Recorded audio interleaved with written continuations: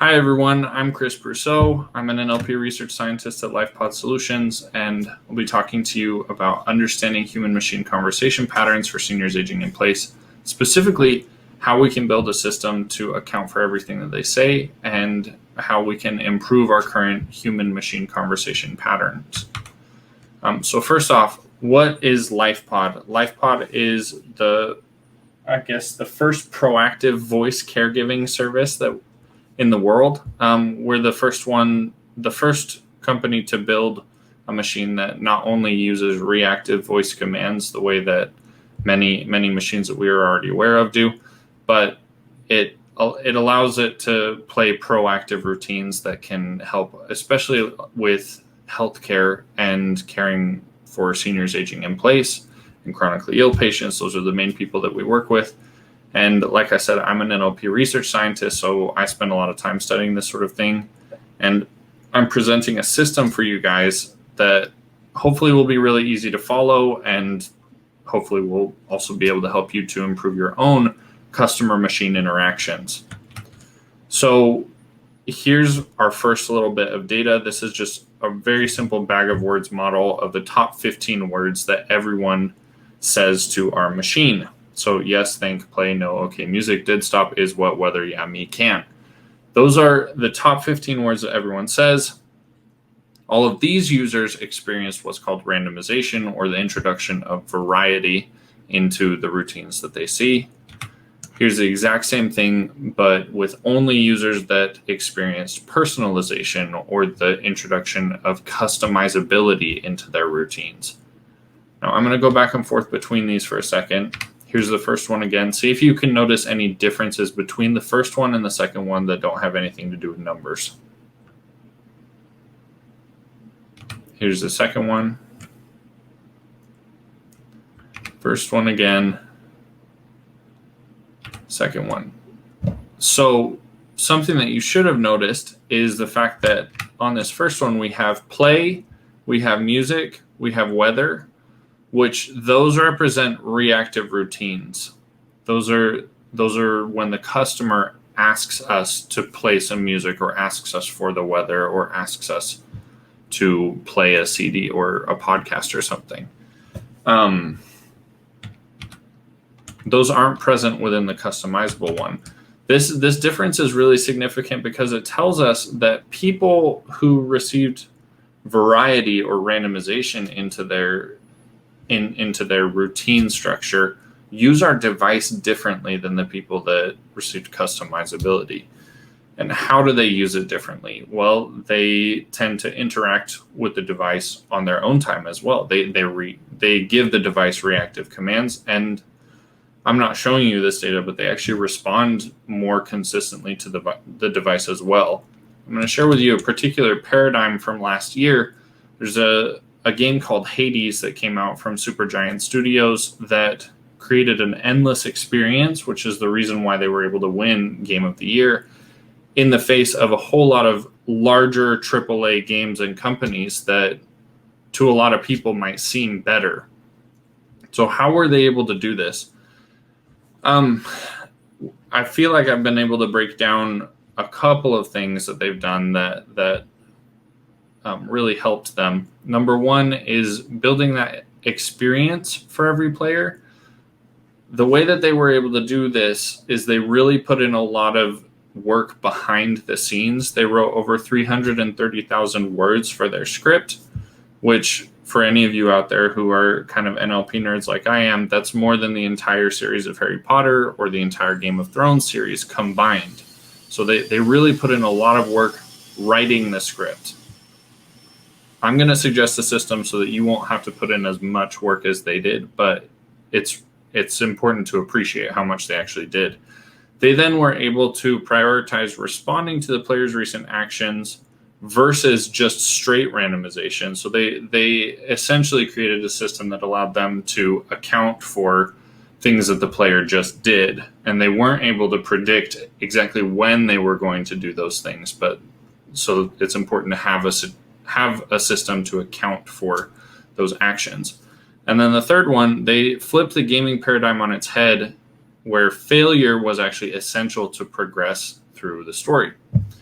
death wasn't the end in this case. And I don't want to compare that too much to our paradigm. However, it is important to understand that flipping that paradigm on its head was what gave them the ultimate edge to win this. So what do we need to do to create a similar endless experience for our customers? Number one, we can try and do the same thing as Hades and predict what they will say. For Hades, it's a little bit easier because the character never actually says anything. They just would interact with the world around them, and that says stuff. The second one is the more important one, and this is the big one for Hades. We need to automatically account for what we can't predict. So for us at LifePod, that has to do with what people are going to say and when they're going to say it. With Hades, that was when players were going to complete certain objectives or when something might happen, so that they don't know exactly when it will happen. So they just have triggers that will prioritize those responses up to the top of the stack. And then last, we want to be able to create responses that feel conversational, and we don't want to have to write 330,000 words ourselves. So we want to generate them. So let's go into a system that might allow us to predict what people are going to say. Now, to any of you that work within automatic speech recognition or speech to text, this will probably feel very similar to you. Essentially, we have utterances from our customers. Tell me about the current traffic situation on the A1.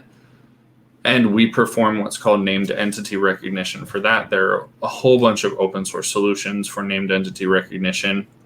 But I would recommend not just using an open source one. I'd recommend taking advantage of it and fine tuning it on your own data, your own data set.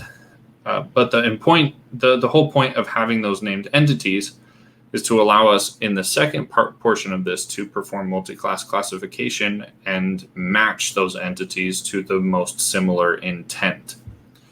What this does is it allows us to create buckets in which to place utterances. This makes it so that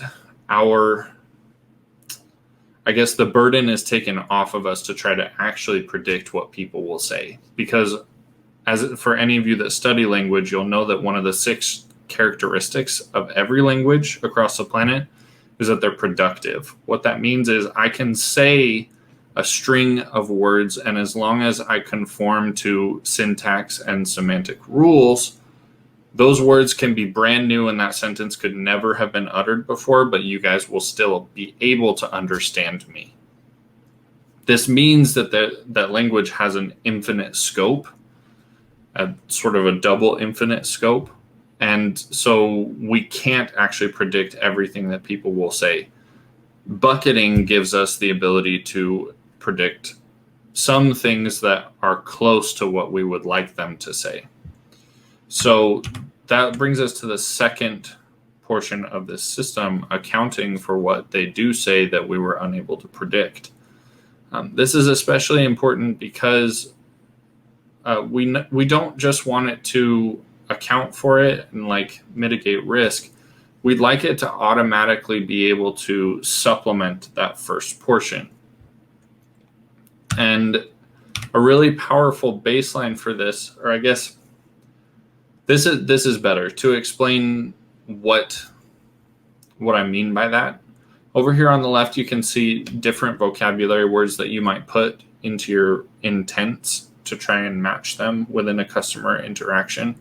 So if somebody's asking about the weather, they can say, hey, or the device can say to them, hey, would you like to hear about the weather? They could say, all right. They could say no. They could say yes. And those are all things that we can put within our intent vocabulary. Technically, the things on the right are also things that we can put in our intent vocabulary, but they're variations that don't always get added in. For those of you working with chatbots, go ahead and go check your intents and see, do they contain all righty? Because that's one that we've gotten before. And it's not that different than all right, but within automatic speech recognition and then another model for speech to text, a lot of this can get convoluted, and the machine learning models can get hung up on the fact that they're different not only in the waveform, but they're also different in spelling, and it might not catch that. I know that we've had some false negatives with each of these statements.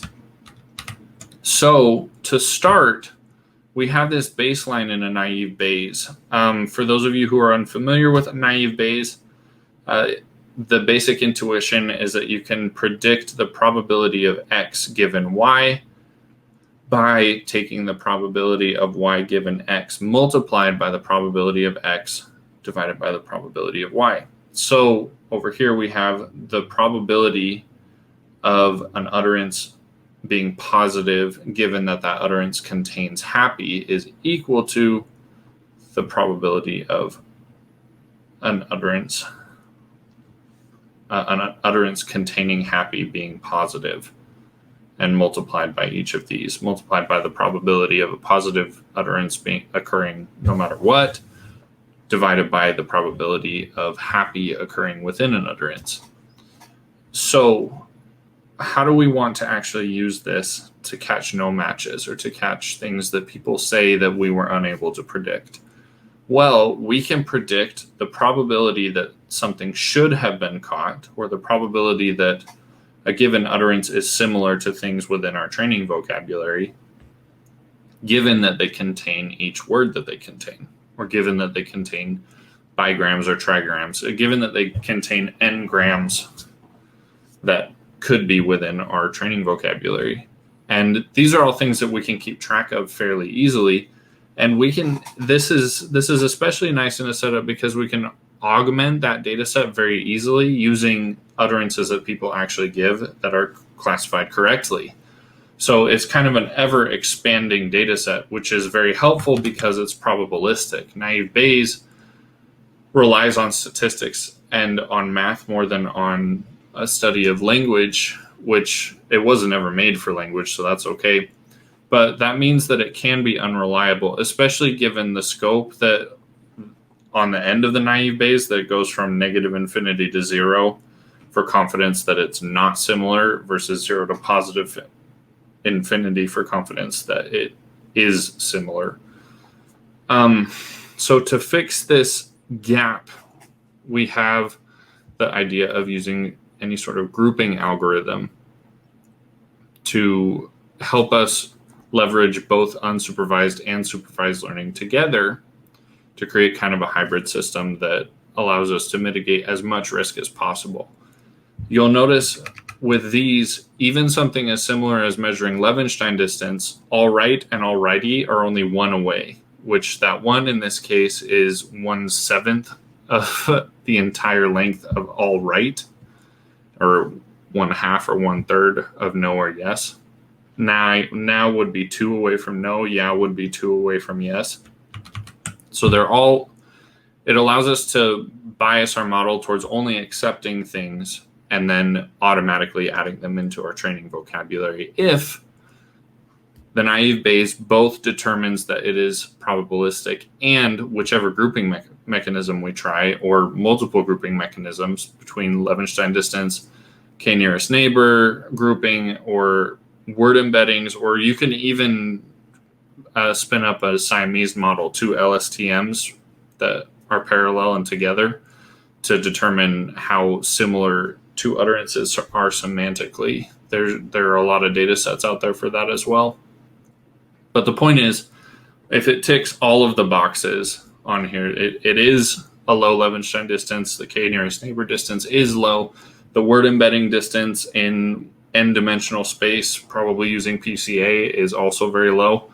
And the naive Bayes is confident that it is similar, then you add it in automatically. This allows us to be a little bit quicker.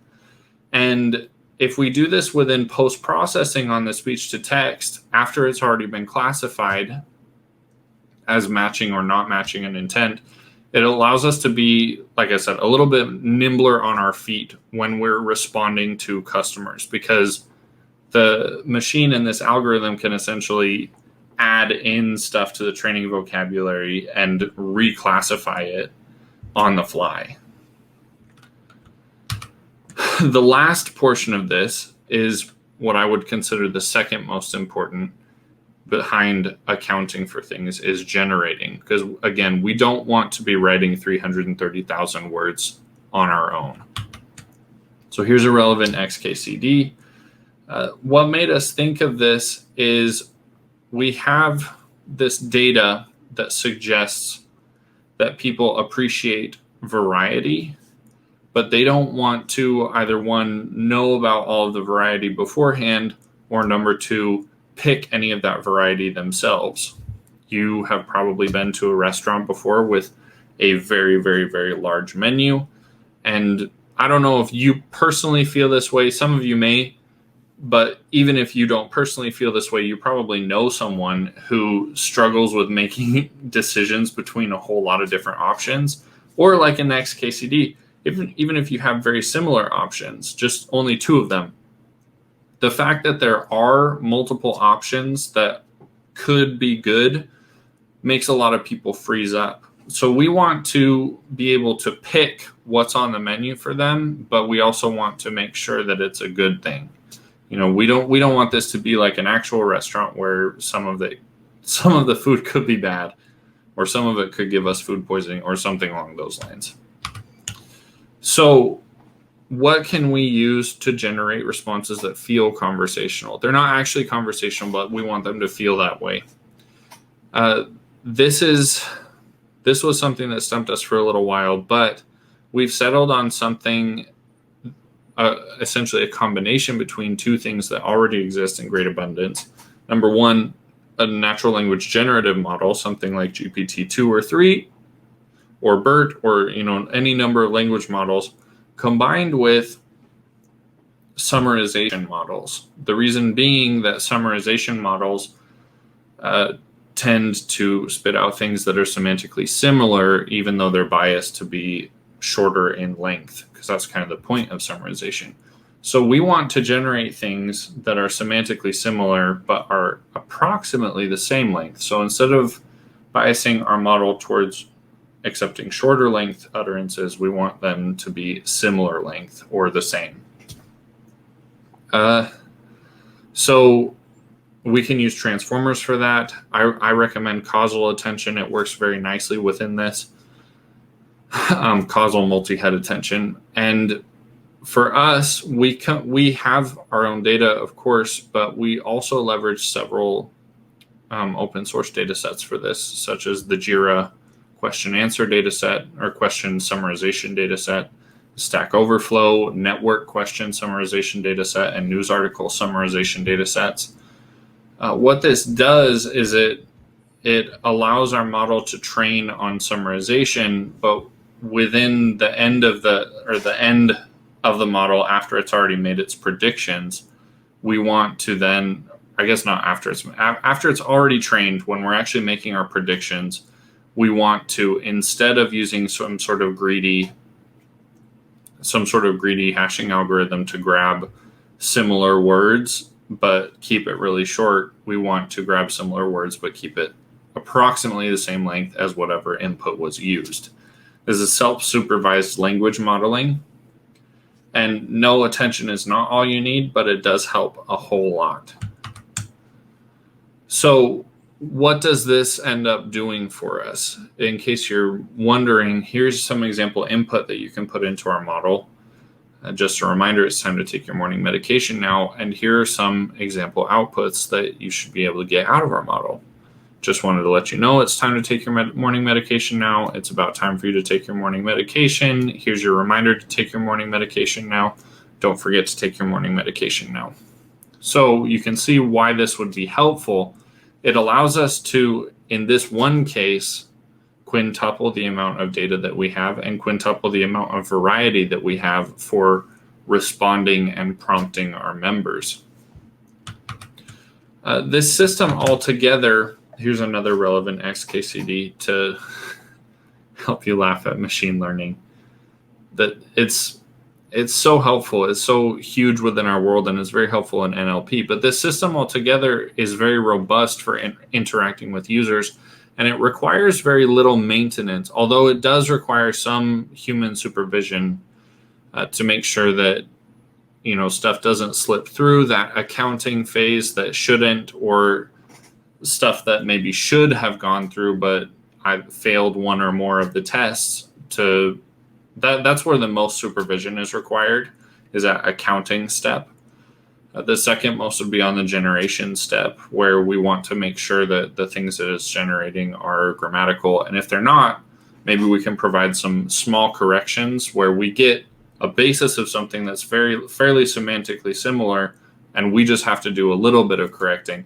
Kind of like for translators that work in a PEMT workflow, you run things through machine translation and then you go in and you post edit it. So the machine takes care of the brunt of the work of coming up with new things that are semantically similar, and then the translator comes in and makes sure that it's correct. We wanted to take that and use it very similarly for our problem, and that's close to my heart since I used to be a translator. This also provides you with some safety nets so you aren't accepting too much or too little at any one time of this new user-created data. Most of all, it has machine learning in all the places it needs it and doesn't have it anywhere else. We want to make sure that while machine learning is very great and we use it a lot, we don't want to rely solely on it yet because it hasn't reached that position. Thank you so much for coming. I'll be available for questions. And I think that's it.